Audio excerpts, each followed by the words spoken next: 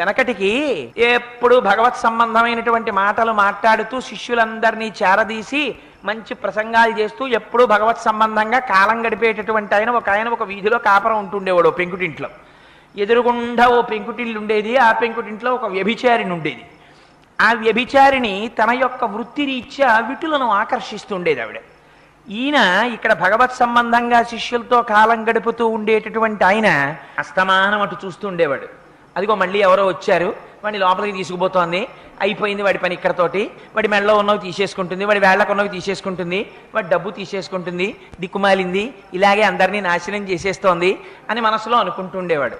ఆవిడ నా దౌర్భాగ్యం కొద్దీ నా శరీరాన్ని ఇలా పణంగా పెట్టి పడుపు కూడు తింటున్నాను, ఆ ఎదురింట్లో మహానుభావుడు హాయిగా శిష్యులతో ఎప్పుడూ భాగవతం చెప్తూ అనుష్ఠానం చేసుకుంటూ సంధ్యావందనం చేసుకుంటూ ఆ ప్రవచనాలు చేసుకుంటూ